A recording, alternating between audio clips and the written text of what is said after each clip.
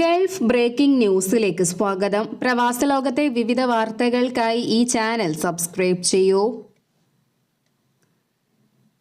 Indian പ്രധാനമന്ത്രി നരേന്ദ്രമോദിക്ക് കുവൈറ്റിന്റെ ആദരം. മുബാറക് അൽ കബീർ മെഡൽ പ്രധാനമന്ത്രിക്ക് സമ്മാനിക്കുകയുണ്ടായി. ഇന്ത്യക്ക് ലഭിച്ച ആദരമെന്നാണ് പ്രധാനമന്ത്രി പ്രതികരിച്ചത്. സൗഹൃദത്തിന്റെ അടയാളമായി രാഷ്ട്രത്തലവന്മാർക്കും രാജകുടുംബാംഗങ്ങൾക്കുമെല്ലാം സമ്മാനിക്കുന്ന ബഹുമതിയാണിത്. മുൻപ് ബിൽ ക്ലിന്റൺ, ചാൾസ് രാജകുമാരൻ, ജോർജ് ബുഷ് എന്നിവർക്ക് ഈ ബഹുമതി സമ്മാനിച്ചിട്ടുണ്ട്. 2 ദിവസത്തെ സന്ദർശനത്തിനായി കുവൈറ്റിലെത്തിയ പ്രധാനമന്ത്രി നരേന്ദ്രമോദി കുവൈറ്റ് അമീർ ഷെയ്ഖ് മിഷ്അൽ അൽ അഹമ്മദ് അൽ ജാബർ അൽ സബാഹ്, കുവൈറ്റ് കിരീടാവകാശി സബാഹ് അൽ ഖാലിദ് അൽ സബാഹുമായി എന്നിവരുമായും കൂടിക്കാഴ്ച നടത്തി. ഇരു രാജ്യങ്ങളും തമ്മിൽ ഊർജ്ജ സഹകരണം, സാങ്കേതികവിദ്യ, ആരോഗ്യ സംരക്ഷണം തുടങ്ങി വിവിധ ധാരണാപത്രങ്ങളിൽ ഒപ്പുവെച്ചു. ബയാൻ പാലസിൽ എത്തിയ പ്രധാനമന്ത്രി ഗാർഡ് ഓഫ് ഓണറും സ്വീകരിച്ചു. സൗദിയിൽ നിയമലംഘനങ്ങൾക്ക് പിടികൂടുന്ന പ്രവാസികളുടെ എണ്ണം കൂടുന്നു. രാജ്യത്തിന്റെ വിവിധ ഭാഗങ്ങളിൽ അധികൃതർ നടത്തിയ സുരക്ഷാ പരിശോധനകളിൽ കഴിഞ്ഞ ഒരാഴ്ചക്കിടയിൽ 20,159 പ്രവാസികളാണ് പിടിയിലായത്. ഡിസംബർ 12-നും 18-നും ഇടയിലുള്ള ദിവസങ്ങളിലാണ് ഇത്രയും പേർ പിടിയിലായത്. ഇതിൽ ഇന്ത്യൻ പ്രവാസികളും ഉൾപ്പെടുന്നുണ്ട്. അതിന്റെ തൊട്ടുമുമ്പുള്ള ആഴ്ച 19,831 പ്രവാസികളെയും അറസ്റ്റ് ചെയ്തിരുന്നു. അതുപോലെ തന്നെ നേരത്തെ അറസ്റ്റിലായി കരുതൽ തടങ്കലിൽ കഴിയുന്ന 9,461 പ്രവാസികളെ കഴിഞ്ഞ ഒരാഴ്ചക്കിടയിൽ സൗദിയിൽ നിന്നും നാടുകടത്തിയതായും സൗദി ആഭ്യന്തര മന്ത്രാലയം അറിയിച്ചു. തൊട്ടുമുമ്പത്തെ ആഴ്ചയും 9,893 പേരെ സൗദി അധികൃതർ നാടുകടത്തിയിരുന്നു. വിസ, തൊഴിൽ, അതിർത്തി സുരക്ഷാ നിയമങ്ങൾ ലംഘിച്ചതിനാണ് ഇത്രയേറെ പ്രവാസികൾ സുരക്ഷാ ഏജൻസികളുടെ നേതൃത്വത്തിൽ നടത്തിയ റെയ്ഡിൽ പിടിയിലായതെന്നും മന്ത്രാലയം കൂട്ടിച്ചേർത്തു.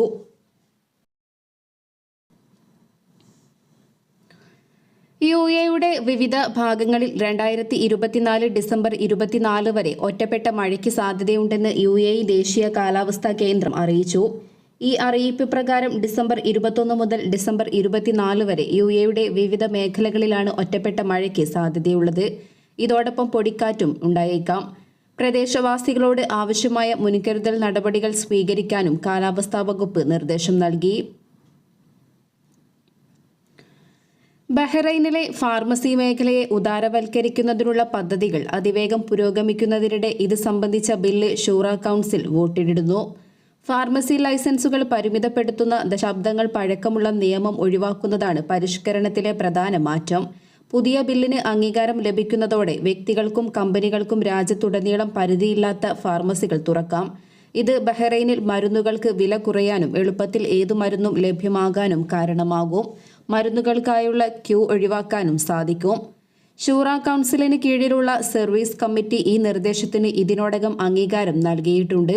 ഇന്നോ നാളെയോ ഇത് സംബന്ധിച്ച തീരുമാനമുണ്ടായേക്കാം. അതേസമയം മരുന്നുകടകളുടെ വ്യാപനം വർദ്ധിക്കാനും മരുന്ന് വില കുറയാനും ഈ നീക്കം സഹായിക്കുമെന്ന് അധികൃതർ കരുതുന്നു. അതേസമയം പുതിയ തീരുമാനം ഫാർമസികൾക്കിടയിൽ മത്സരം വളർത്തുകയും പ്രവേശനക്ഷമത മെച്ചപ്പെടുത്തുകയും ന്യായവില ഉറപ്പാക്കുകയും ചെയ്യുമെന്നാണ് പൊതുവെയുള്ള ധാരണ. ഉന്നത ഉദ്യോഗസ്ഥർ, വ്യവസായ പ്രതിനിധികൾ, നിയമ ഉപദേഷ്ടാക്കൾ എന്നിവരുമായി വിപുലമായ കൂടിയാലോചനകൾക്ക് ശേഷമാണ് സർവീസ് കമ്മിറ്റി ശുപാർശയ്ക്ക് അംഗീകാരം നൽകിയത്.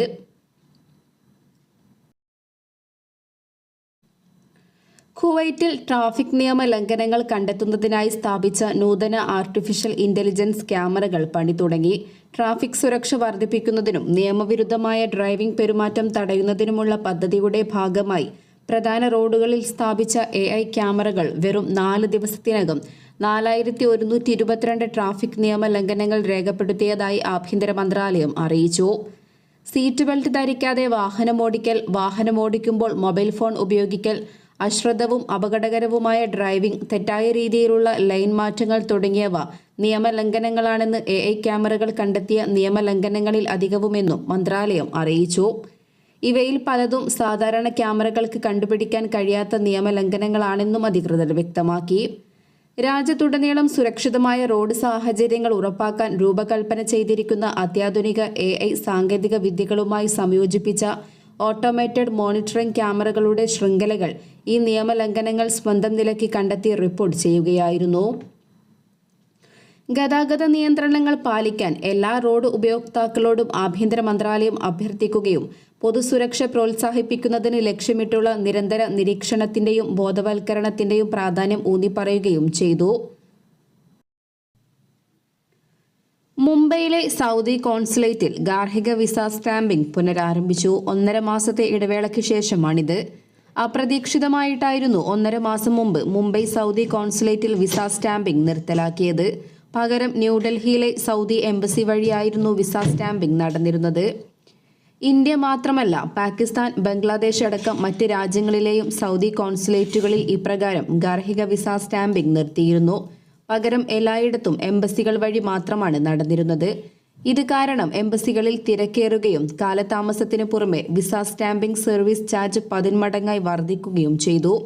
ഇങ്ങനെ ചെലവ് വർദ്ധിച്ചതോടെ കേരളത്തിലെ അടക്കം ട്രാവൽ ഏജൻസികൾ വിസ സേവനങ്ങൾ താൽക്കാലികമായി നിർത്തിവെക്കുകയും ചെയ്തിരുന്നു. കുവൈറ്റിൽ ഇന്ത്യയിൽ നിന്നുള്ള ജനങ്ങളുടെ വൈവിധ്യം കാണുന്നതിൽ സന്തോഷമുണ്ടെന്നും ഇതൊരു മിനി ഹിന്ദുസ്ഥാനാണെന്ന് തനിക്ക് അനുഭവപ്പെടുന്നുണ്ടെന്നും പ്രധാനമന്ത്രി നരേന്ദ്രമോദി.